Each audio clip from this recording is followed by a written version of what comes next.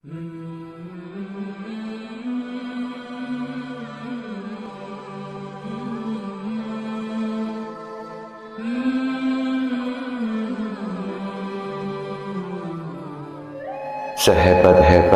penyakit zahir,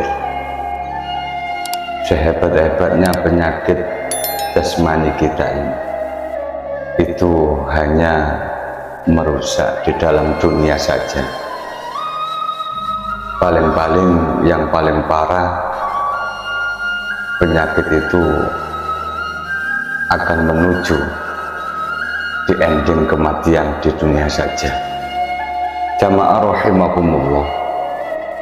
Tapi ada penyakit yang paling bahaya, yang paling kronis, yaitu penyakit batin atau penyakit rohani kita. Kalau penyakit rohani kita diserang, malah bisa merusak dunia, malah bisa menghancurkan akhirat kita. Jamaah rahimakumullah, mungkin penyakit zahir, mungkin kita diserang kanker, paling-paling ending akhirnya menuju mati. Darah tinggi, akhirnya paling parah mati. Gagal ginjal, paling parah juga mati. Paru-paru juga pun sama, paling parah ending akhirnya mati, dan lain sebagainya. Jamaah rahimakumullah. Tapi penyakit tersebut, penyakit zahir tersebut tidak akan berakibat di dalam akhirat kita. Maksudnya tidak mungkin keterangan atau tidak ada suatu keterangan, tidak ada penduduk neraka atau yaumul hisab besok di persidangan Allah akan ditanya, kenapa kamu masuk neraka? Tidak ada penduduk neraka ditanya, kenapa kamu masuk neraka? Dijawab, karena kanker ya malaikat. Tidak.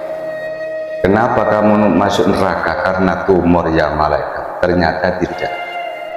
Jamaah rahimakumullah. Tapi yang menyebabkan kita ini bisa masuk neraka Allah atau azab Allah, termasuk salah satunya adalah penyakit rohani kita ini. Jadi kata Imam Al-Ghazali, penyakit itu kalau diserang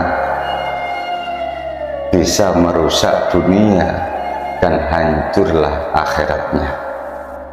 Kita diserang penyakit sombong di dunia, kita mempunyai sifat sombong di dunia, maka kita akan dengan otomatis secara perlahan atau cepat kita akan dijauhi, dikucilkan dari pergaulan di sekeliling kita. Apalagi di akhirat, penyakit sombong jelas hisabnya, jelas pertanggungjawabannya. Kalau mungkin kita diserang penyakit kikir bin pelit, mungkin di dunia saja orang yang pelit, orang yang kikir, orang yang mau mendekat, orang yang mau bergaul dengan orang pelit, yang mungkin jarang atau sedikit, malah ogah-ogahan. Jamaah rahimakumullah, walaupun kita kadang sering tidak sadar kita sendiri juga mempunyai sifat pelit bin kikir tersebut. Mudah-mudahan kita semua tidak seperti itu. Jamaah rahimakumullah.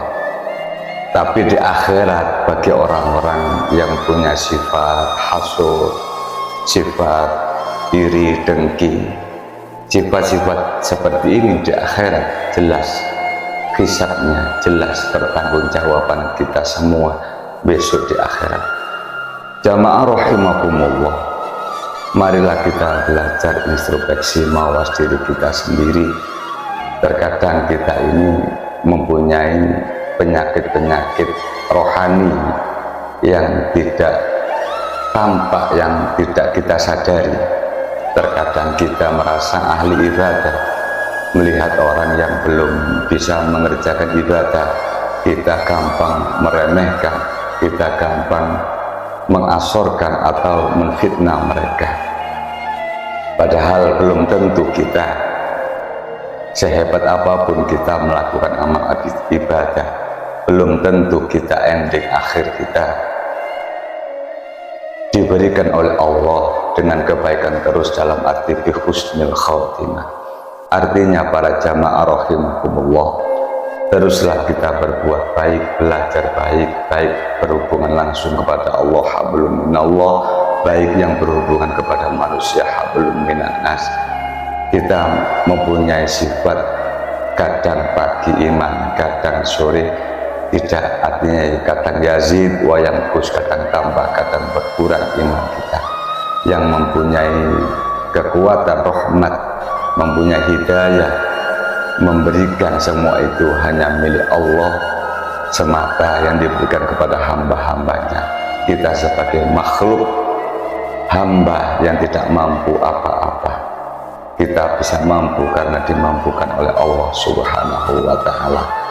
Tetap kita belajar berhusnuzon hati kita kepada siapapun, sebab orang juga makhluknya Allah, kita juga makhluknya Allah, sesama makhluk. Marilah kita berhusnuzon, berbaik sangka kepada orang lain, akhirnya perilaku kita semua juga bisa berlaku baik, terus belajar baik kepada orang lain, terlebih dengan tujuan mencari ridho Allah Subhanahu wa ta'ala semata. Mudah-mudahan kita semua diberikan umur yang barokah, keselamatan fiddin wa dunya hatta akhirah. Salam santri Embongan. Assalamualaikum warahmatullahi wabarakatuh.